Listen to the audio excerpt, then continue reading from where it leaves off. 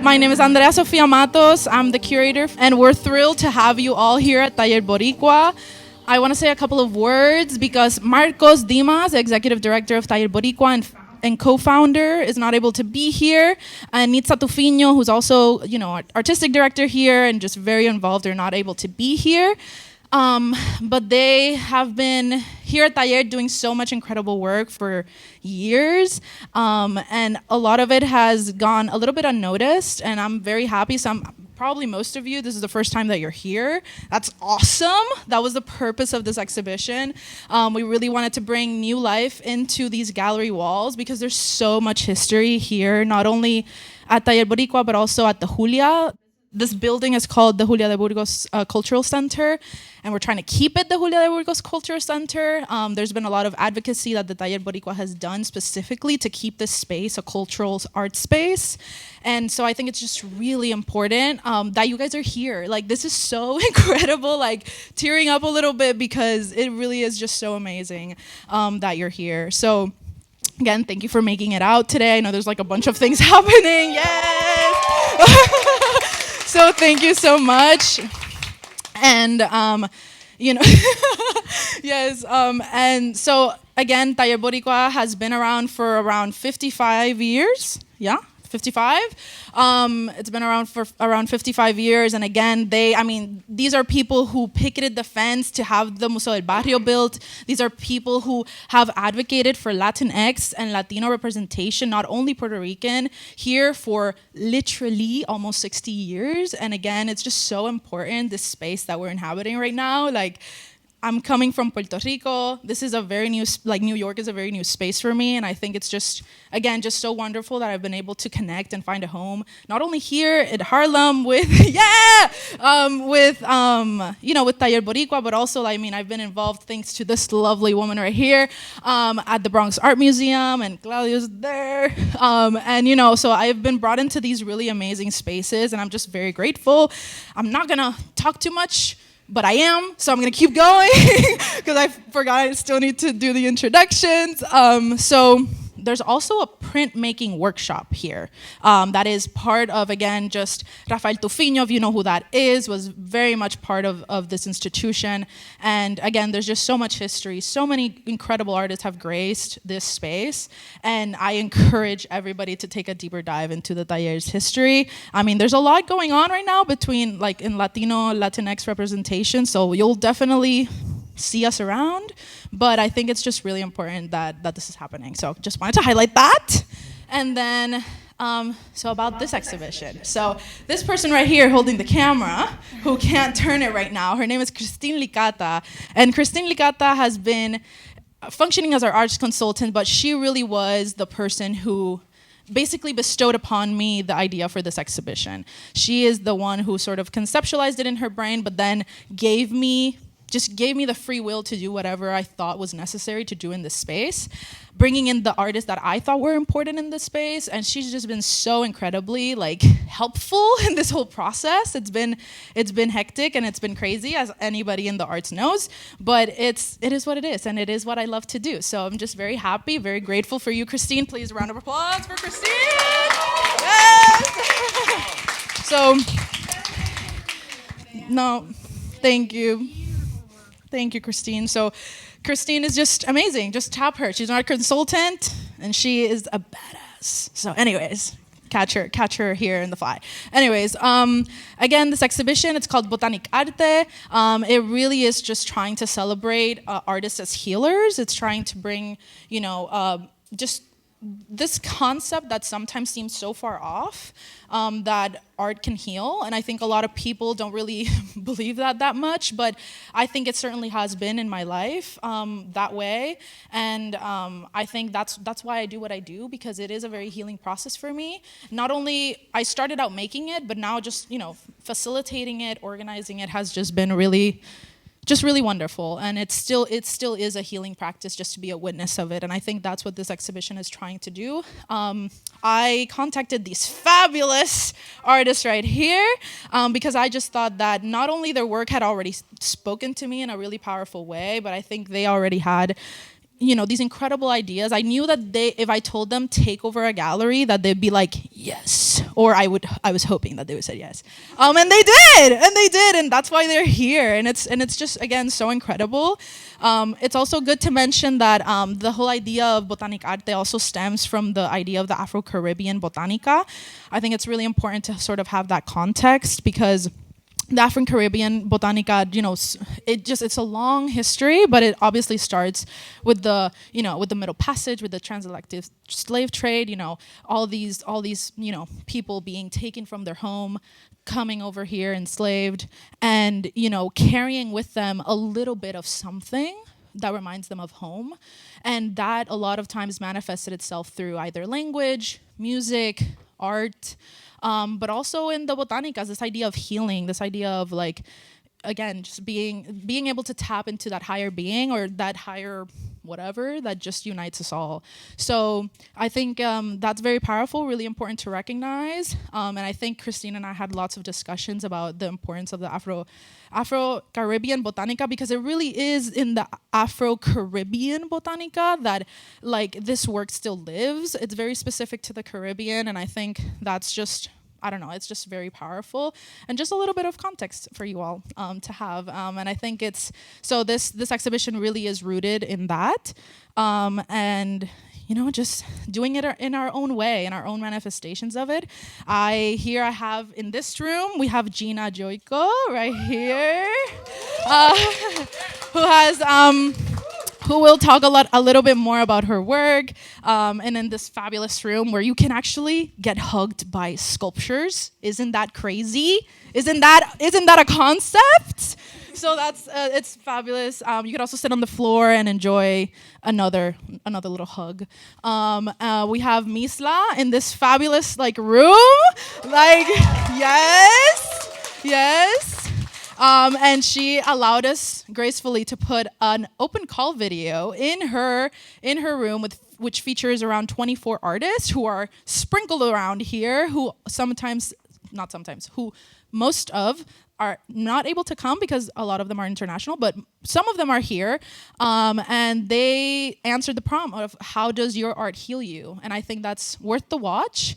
It'll be available online eventually, but for now, you're gonna have to sit in that gallery and see it. And let me see. Then there's the Liana Collective. These fabulous people right here. And this Juan Pablo, Angélica, and Giselly. He said it right. Okay, I said it right. I'm sorry. And they are a research curatorial collective, and they have taken over this room and have really delved into the coca plant and all its healing properties, but also its very problematic, political connotations to it. And I don't want to take up any more, and I only said what they do briefly because they will be speaking to you all. So I hope you stick around. And again, thank you so much for being here. It truly means the absolute world to me, to the artists, to everybody involved. Also, shout out to Jay Muniz, who's here, who's the gallery attendant. He's somewhere here. And to Willy Correa, who's our technical director here, who again have all just been really fabulous and supportive in this entire process. So again, let's get some healing on. That's what I've been saying to people. And please enjoy more from the artists. And thank you again for being here. Let's try to move in here. I don't know how. So we're going to Coca Worlds right now.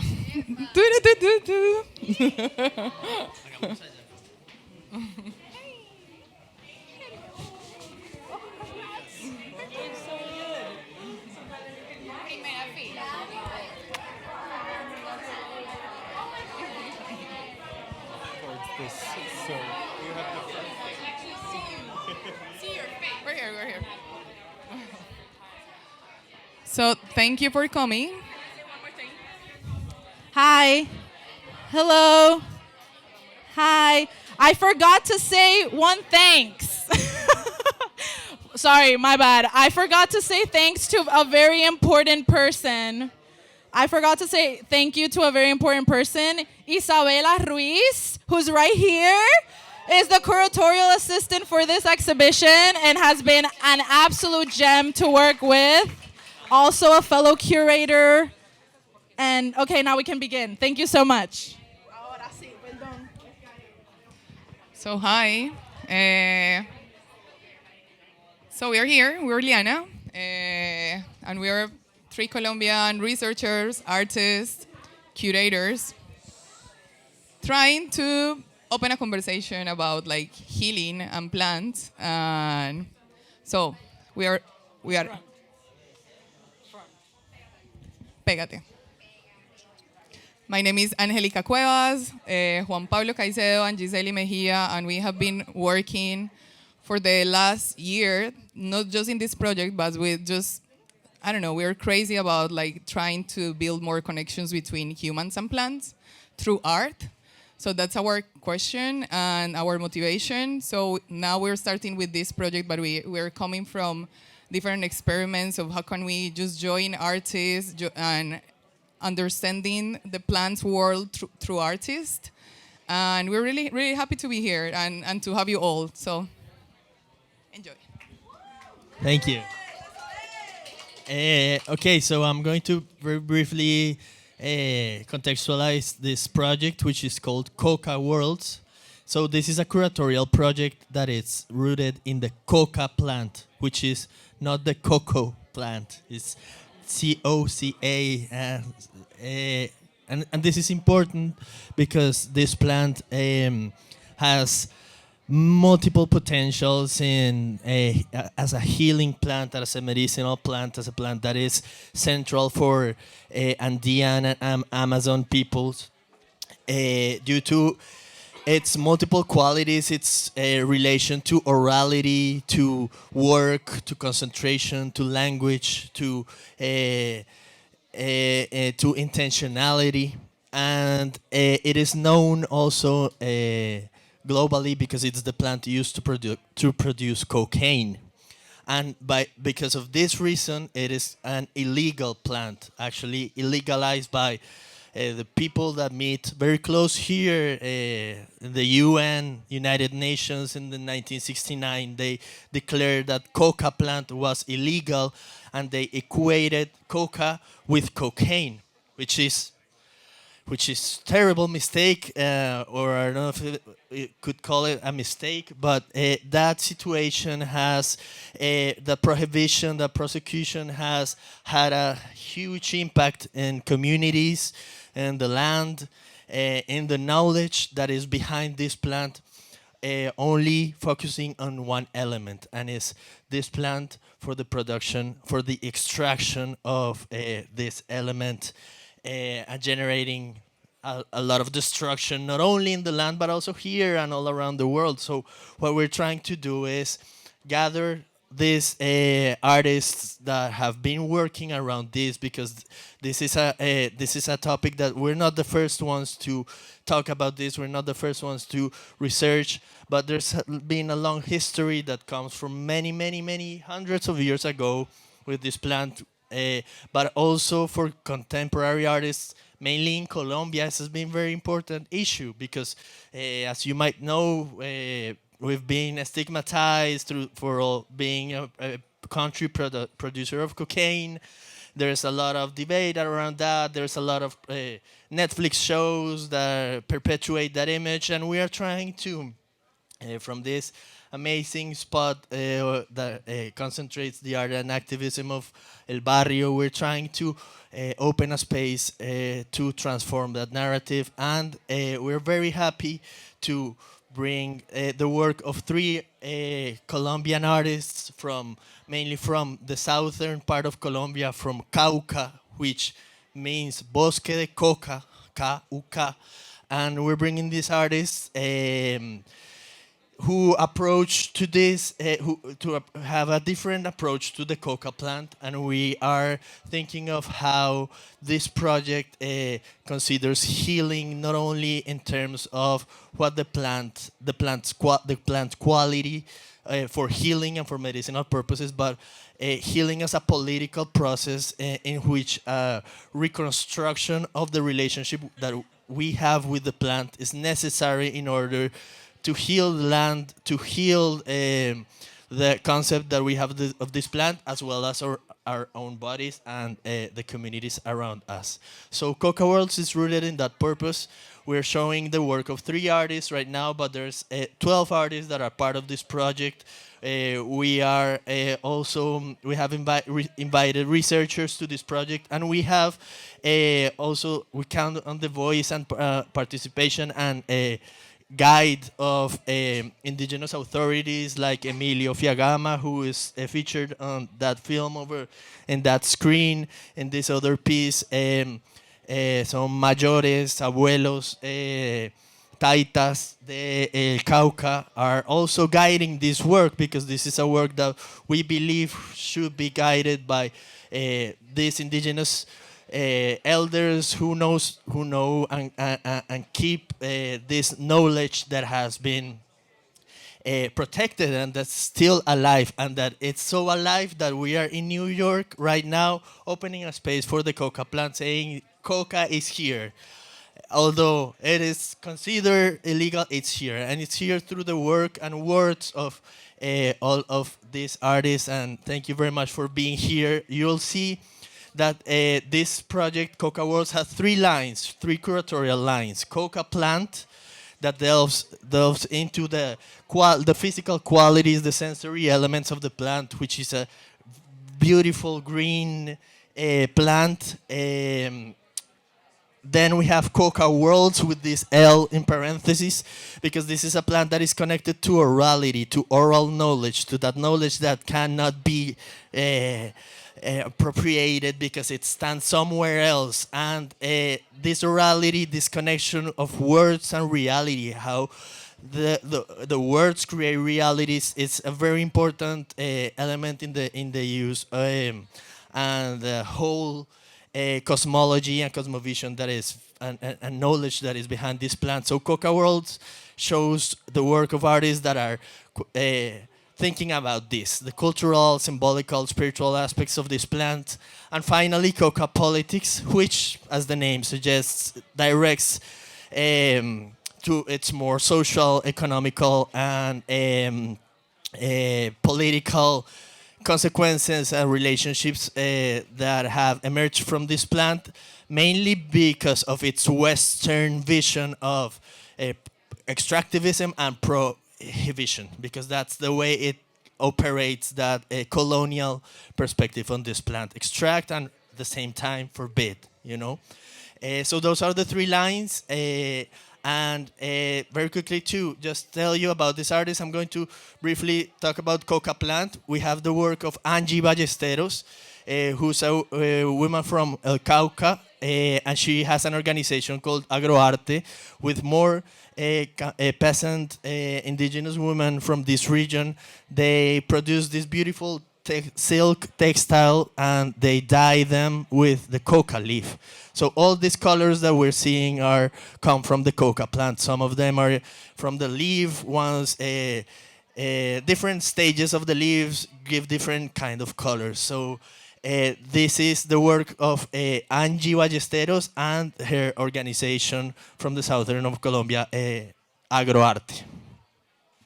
For Coca Worlds, we invited No Más Metáforas Collective, and No Más Metáforas is formed by Julian Dupont and Clara Melnizuk.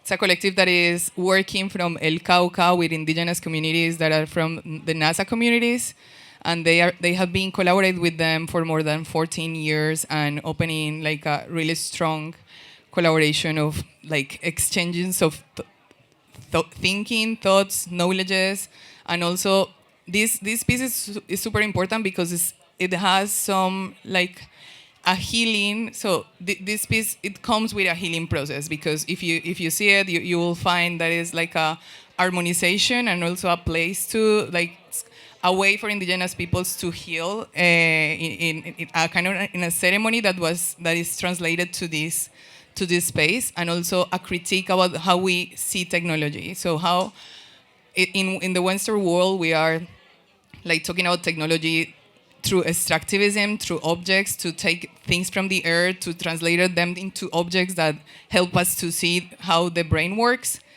But through indigenous technologies, we can just start with the point that chewing coca and having a connection with coca and sleeping with coca it is also a technology. It is an indigenous technology, a new way to communicate with the plant. That it doesn't mean that is extractivist. You don't have to take anything from earth. Like, it's a connection and another way to have transferences between humans and plants. So, no más metáforas. It's here. Hello. I'm so happy to see all the faces of different groups and friends from different parts.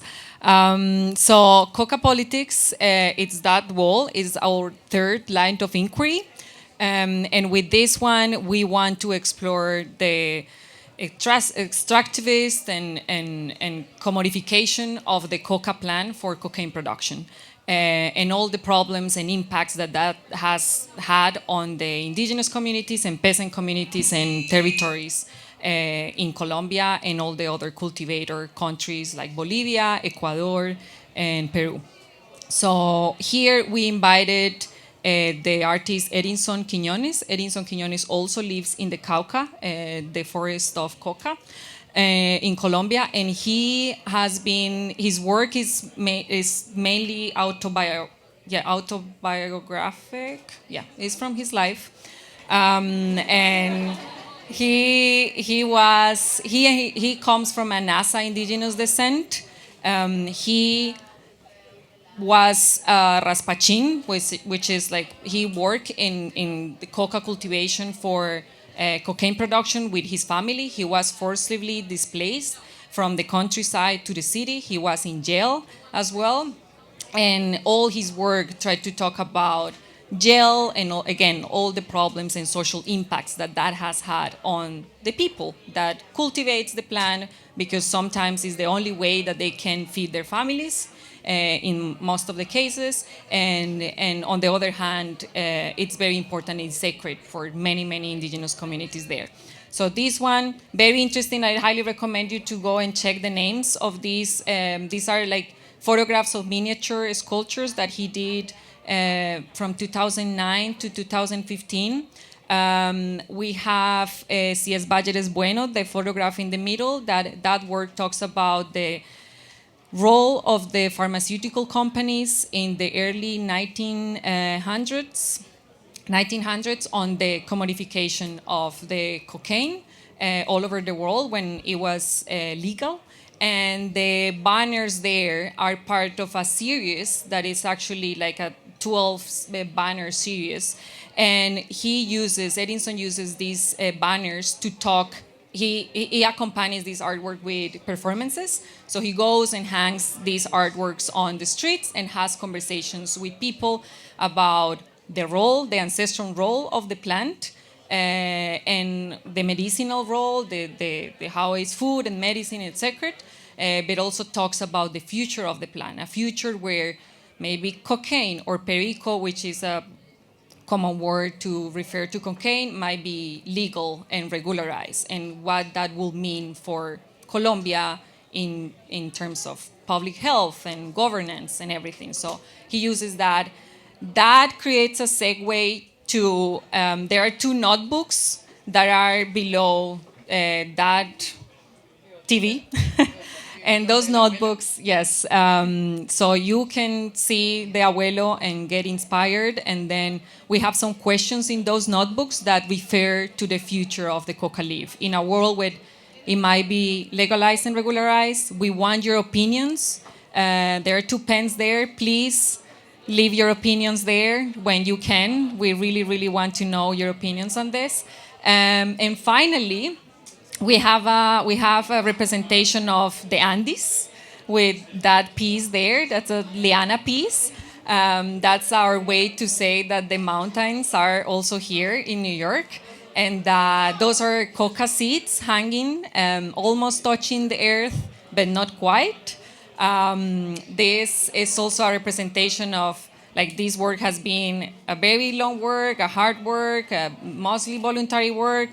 And this, we hope that this is the first, like, seeding, the first time we're going to cultivate the coca in New York. And hopefully this is not going to be the first time. Hopefully we'll have more spaces like this where we can bring other artists, because coca walls have more artists. And yeah, again, hopefully they can come here to other spaces and discuss this and have more conversations and learn more.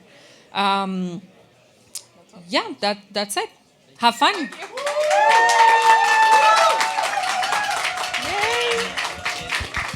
Thank you.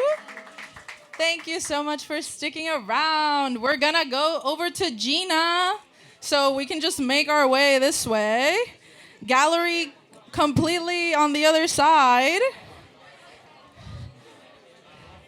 If you can. I don't know. Hey, how you doing? Sorry. Hi.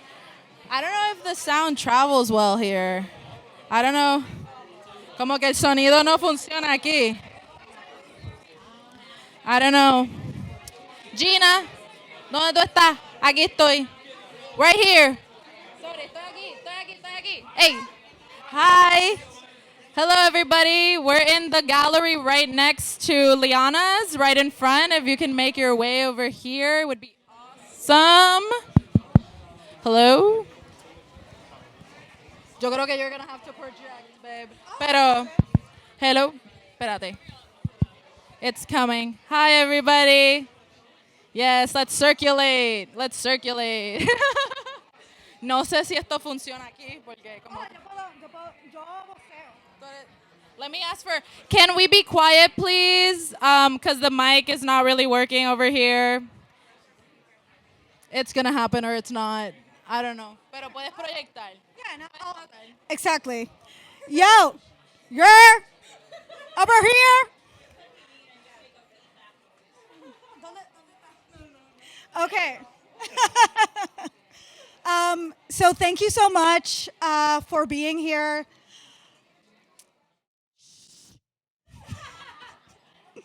Ahí escuchan, ¿verdad? No, it's all good. So thank you so much for being here. Thank you again, Andrea, for pulling me into this project. Thank you, Isabela. Isabela!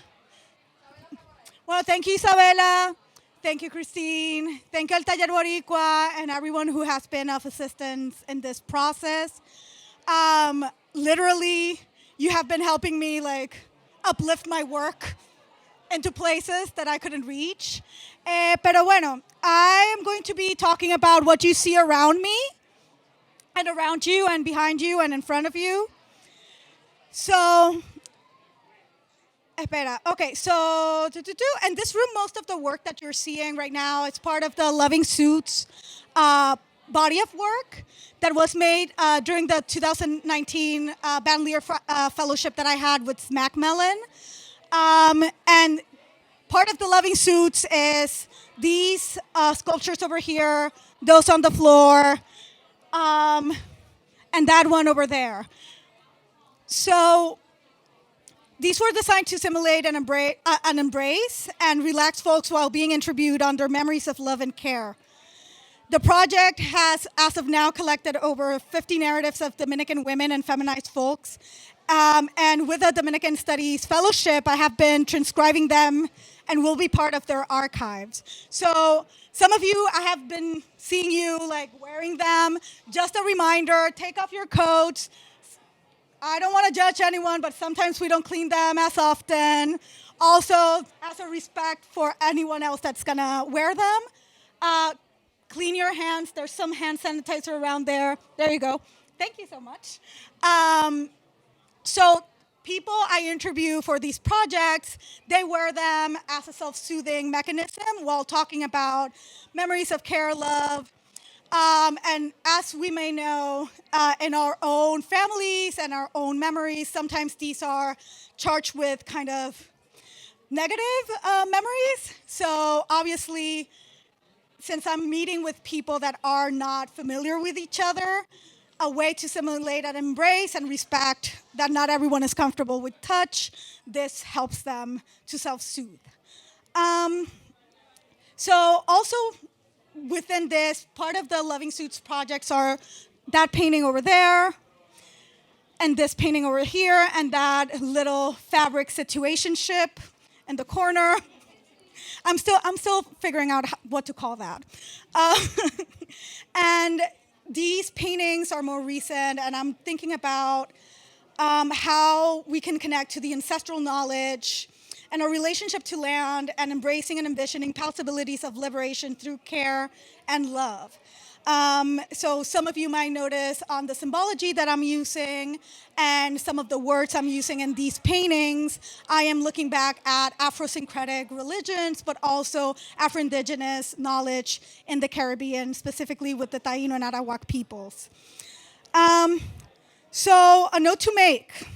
And whenever I speak about love, I am against the romanticized notions contained in these wait, thank you.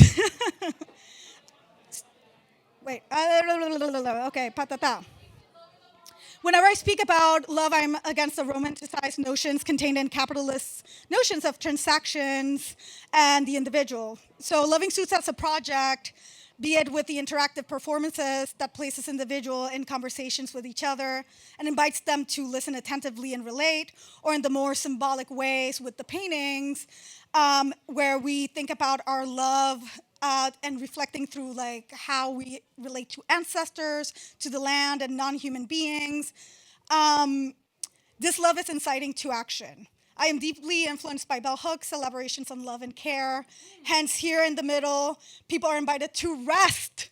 By all means, just take off again your coats and maybe do not put your shoes on top of the fabric. Thank you. And also the other piece, which is part of my latest body of work, that series of images over there, called Como se sana, How Do You Heal?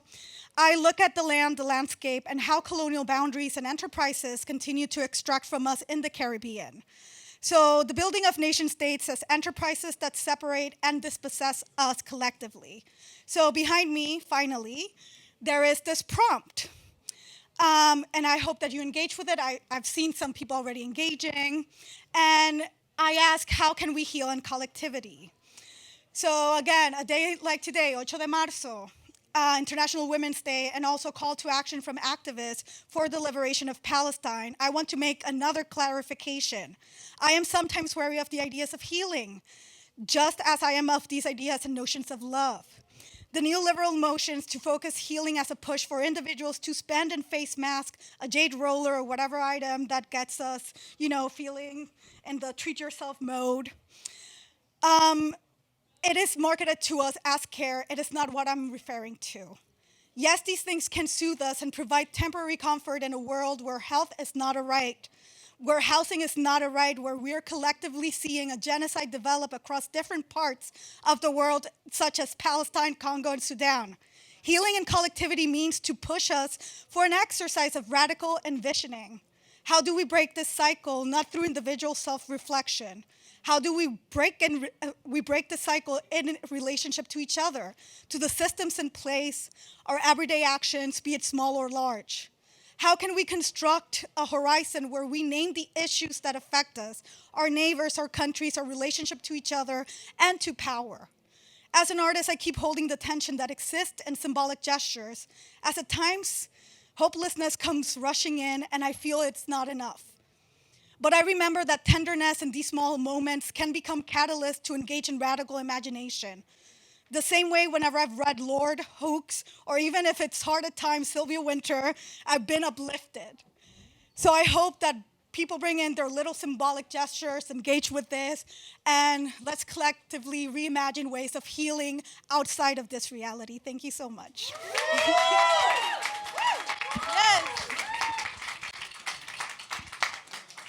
Aren't these artists something? Aren't they?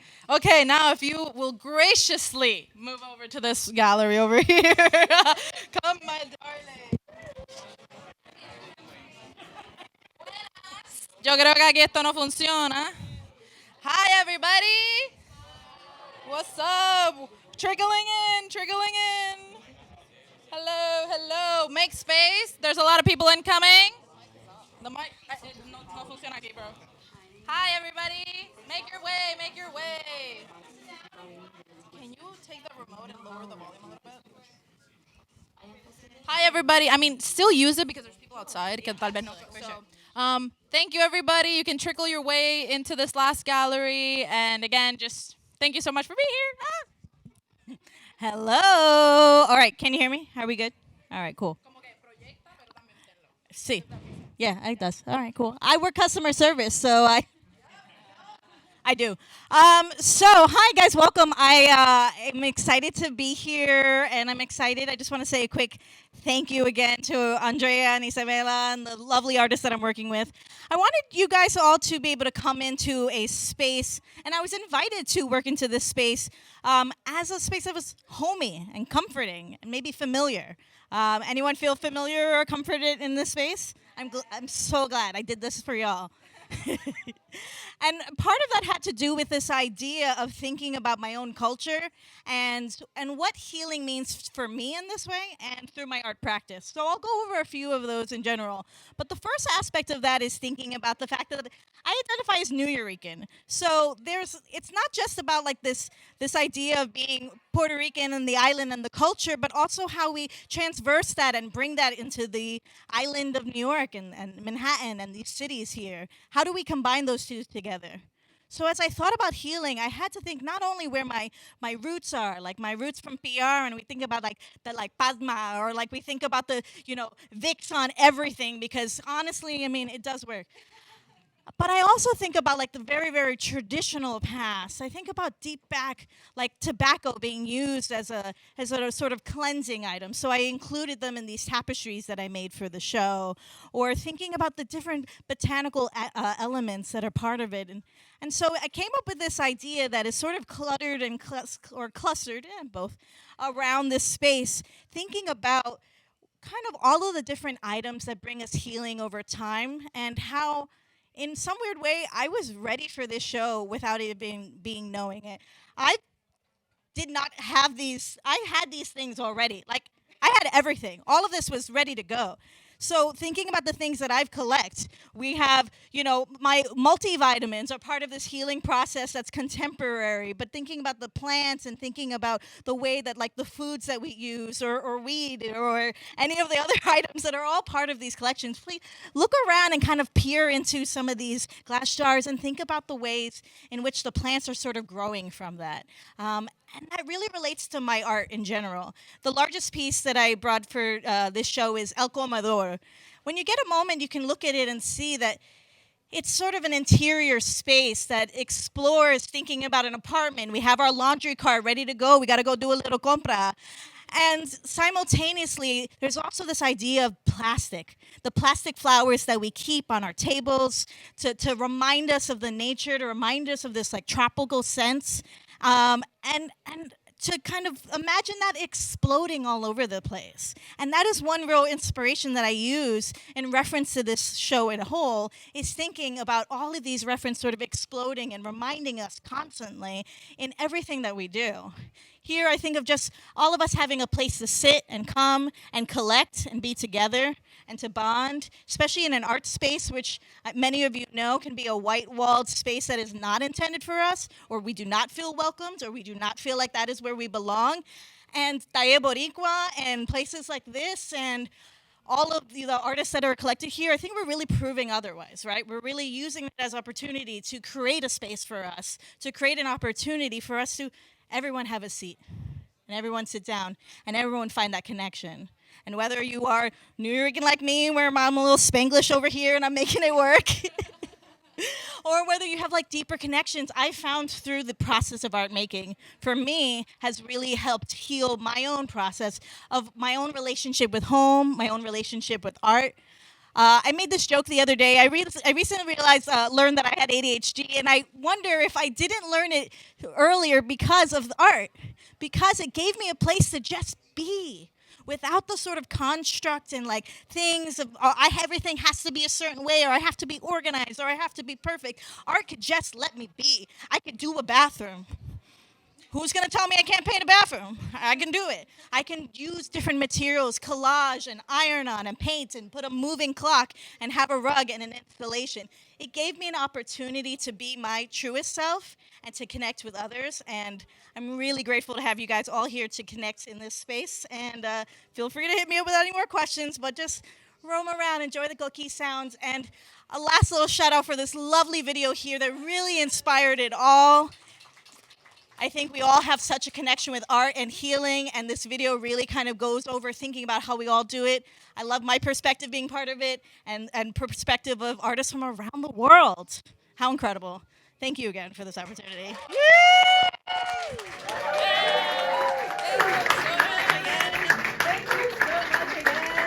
Gracias por estar aquí.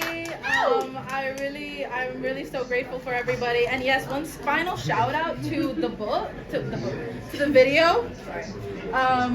This is an incredible video. We had an open call because we were like, there's something missing. Like, we're doing all this stuff about healing. We're trying to, let people come into a space and see if they can heal, if their art heals them, if artists heal through their work. But then we were like, okay, but like the artists are the main, like there's no art without the artist. And I think sometimes we forget that either artists help us heal, but like, how do they feel about art? How do they feel about healing? Is it healing? Is it not healing? Is it like stressful, but like, do you find some comfort in it? Is your comfort or is your healing through the healing of others? I think that's just something that we wanted to explore, and I think the best way to do it was this video. There's lovely submissions. I encourage you to, I turned it off right now, but like it will be on, to just sit and listen to a couple of their testimonies. It's really wonderful. We opened it to everybody, but there's actually quite a lot of them here. I mean, there's Linda Bonilla right here. We have Aleko Richards here. There's Brian Honer right there. And so there's a couple of artists here that submitted their video, and I encourage everybody to, take some time, get some rest, but also come back. Openings are hectic. We have a lot of programming coming up. We have a big party happening on April 20th. And you guys can feel free to come back and enjoy, but also the exhibition is open till May 11th. The galleries are open Tuesdays to Saturday, 12 to 6. You can find all that on the website, but and Instagram and all that stuff, or you can hit me up personally. But please come back and sit down and rest and heal with us collectively. And I think that's the purpose of this show. So again, muchas gracias. Thank you for being here. Thank you for doing the whole round. La botánica está acabando con la farmacia. Que la botánica está acabando con la farmacia. Yo te lo digo a ti que está acabando con la farmacia. Que la botánica está acabando con la farmacia. De tanto cuento con la